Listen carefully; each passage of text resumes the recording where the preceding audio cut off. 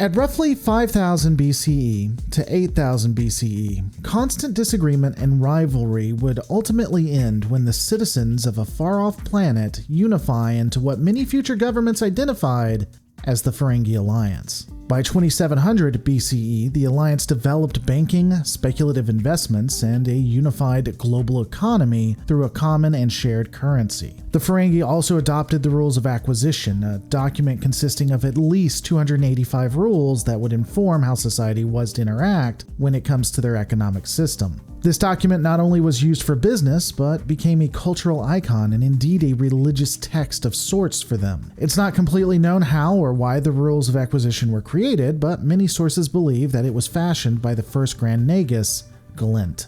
As Ferengi culture continued to develop, they adopted laissez-faire capitalism, a complete and unbridled marketplace. Either due to this or dumb luck, the Ferengi never engaged in slavery, concentration camps, nor interstellar wars, at least until the 24th century, and we'll discuss that in a bit. All of this was based on what Quark says though, so it's a toss-up if you want to believe him or not. While violence was largely unheard of in the Ferengi culture, there would be times of extreme stress that pushed radical events, like Grand Nagus Smeet being assassinated during a dramatic drop in the Ferengi market exchange. There would also be some times where Ferengi would take on other species or aliens and generally get wiped out. But again, this was rare. There isn't a lot of information in regards to the Ferengi during the 21st through the 23rd centuries. We do know that by 2150, the Ferengi had purchased warp drive and expanded out into the galaxy. They would visit the homeworld of both the Mink and the Velakis. You remember, the world Archer decided to turn his back on and let an entire people die, because in order to become a Trek showrunner, you have to have a fundamental misunderstanding of evolution so you can use it to do horrific things in your series. You remember that episode.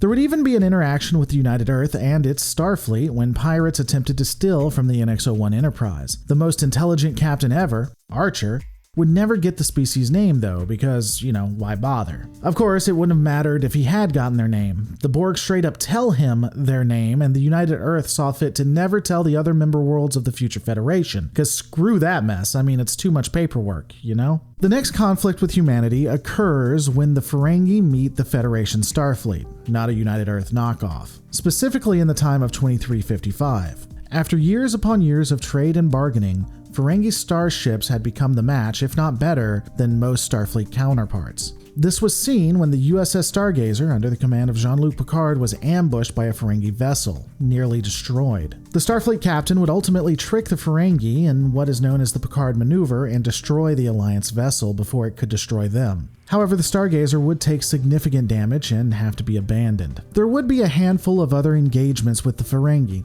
again the Ferengi's tech staying on par with that of the Federation. This did include the official first contact in 2364 when a Ferengi marauder stole a piece of equipment and was being chased by the USS Enterprise D.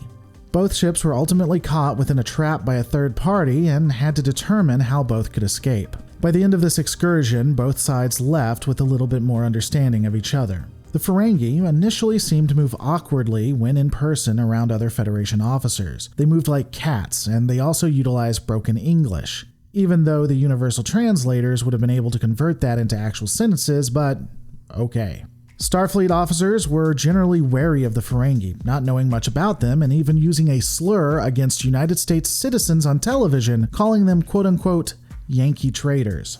Basically the worst aspects of capitalists. The two governments would keep their distance from each other until the mid to late 2370s. There would be some treaties allowing for negotiations as well as being part of Federation-hosted events, but for the most part, both governments appeared keen to ignore each other. Other interactions that we know of appear to be with individual daemons, also known as captains, that had a grudge to bear against Starfleet or one of its officers, and not the will of the official Ferengi Alliance. As is a theme of this video, there isn't a ton of information regarding the interactions of other species in the Ferengi, though curiously, the Borg recognized the Ferengi as species 180, which is an extremely low number when you consider that humans are species 5618. Their love of trade would lead to interactions with the Gamma Quadrant race, the Dosi, and after some craftiness from Grand Nagus Zek, they would be introduced to the Karima, who are high members of the Dominion itself, which would yield vital information regarding the government. This would help out Starfleet to better understand this mysterious new entity. Huh.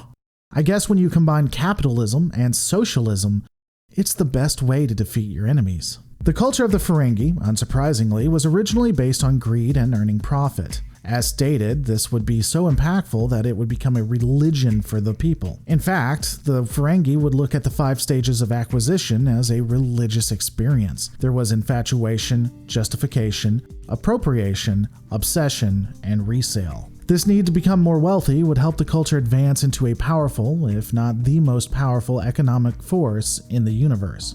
I wonder why I just heard some collective screaming from the other side of the screen from people who don't like when I use a specific word. I wonder if I'm going to keep saying that word in a way that irritates them for the next month for my own amusement. Ferengi culture, unlike most others, would not glorify past wars or even political aspects. Most great persons remembered by the Ferengi were known for their ability to gain wealth. It is even the case that those who were inspired by violence or altruism were often shunned by Ferengi culture. While many look down upon the Ferengi, they do create innovations such as synthahol, more advanced holodecks known as holosuites, and sluggo-cola. The one aberration to the Ferengi culture that seems to override the need for wealth is the reverence to family, especially a Ferengi's mother. As a rule of acquisition tells us, never mess with a Ferengi's mother. However, on that note, one of the most barbaric, at least by 21st century real-world standards, is the treatment of females for most of Ferenginar's history. Initially, women are considered to be lesser than property. Women were not allowed to wear clothes, nor would they be able to marry for love. But they would be considered a bartering tool.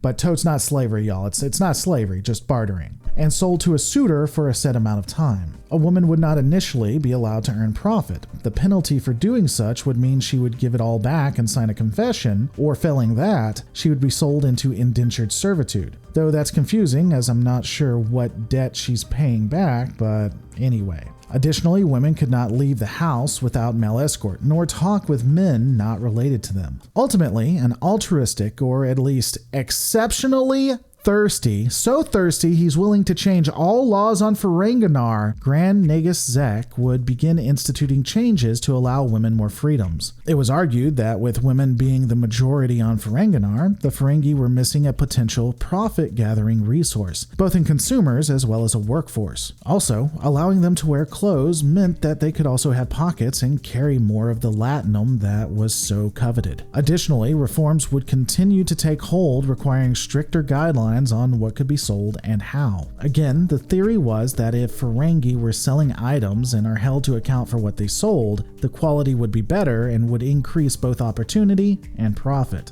While these changes are radical, we are left to believe that they would continue into the late 24th and early 25th century, with Grand Nagus Rom being exceptionally progressive by Ferengi standards. Even though being very religious, the Ferengi wouldn't have many religious rituals that we are aware of, though a few still exist. This would include Naming Day, where male Ferengi are introduced to society, and the Ferengi Attainment Ceremony, in which young Ferengi would begin their first significant business venture and often did this by selling their personal items of which they had a strong bond to begin the venture. Additionally, Ferengi that would enter into another household would pay an admission fee and had a ritual saying that would ensure that no theft occurs. There would also be a ritual known as plea bargaining, where a Ferengi who lost something valuable to someone else would give that person something they wanted in order to get their valuable item back. The culture was generally known for eating insects native to the planet Ferenginar. This includes slugs, bugs, and grubs. However, the palate of the Ferengi was very specific, and insects of other species and planets was considered to either be disgusting or inedible. Ferengi often greeted each other by bringing their wrists together, fingers curled, and hands outward. Those who were enslaved or wanted to show reverence would bow while they did it. Also, the Grand Nagus would have an item that a Ferengi was required to kiss, even if the item was being held by someone who wasn't the Grand Nagus. Ferengi garb was often layered in the finest brown and beiges that Berman could find in all the land. When it comes to military uniforms, I know some resources state that it's the ornate garb we see with the Ferengi in TNG, but I question whether those were military personnel and if it was ever really that prevalent. I don't know that the culture really had a strong military, if one at all. The language of the Ferengi was ultimately confusing nonsense that resembled a flowchart in appearance. Often the words were done at 60-degree angles and text emanating from a central hexagon. This is somewhat interesting in that it resembles that of an economic flowchart and thus stays consistent with how the culture operates. Also, the Ferengi, culturally, were a pretty thirsty people, wanting to have sex with almost anything. Their ears, which were highly sensitive and could hear almost anything, would be used for sexual gratification in a lot of ways through umoks. And they also had other ways of having sex, though not much is known. Their ears, as stated, would be a defining trait and would allow them to hear as far away as they wanted, being able to detect if a person is male or female, even if electronic devices are trying to mask that source. As I've stated, the technology of the Ferengi would be extremely advanced, often matching or even beating Starfleet equivalent tech. We know that the Ferengi generally do not engage in interstellar, or any really, wars. They come to the negotiation table and make an agreement that everyone can live with. Because of this, they often were able to gain technology and advantages over other species. The culture would expand across the universe. There's that screaming again. And gain advantage after advantage. While the civilization was initially barbaric in many ways, including the lack of concern for what they were selling to others, treatment of women, and their ability to simply wave off any harm to individuals as long as it didn't impact them, ultimately, this allowed them to become a dominant power. So much that both Starfleet and the Dominion wanted to curry favor for them to join the war effort on either side. After they had attained this power, they would begin reforms which would make them more reflective of other societies of the Alpha and Beta quadrants. Though to be fair, this might also be the fact that the Dominion War forced them to more and more interact with Starfleet. Honestly, it's kind of curious. We largely discuss only the main combatants in the Dominion War, but definitely if there was an indirect power to gain something from this, it would be the Ferengi. Their civilization, for most of history, was a mockery, something to be laughed at, but during the 24th century, they would become honorable, something worthy of looking at. And that is why we see what ultimately started with a decayed culture, even at its conception, slowly began to rise and become something even Starfleet would be proud of.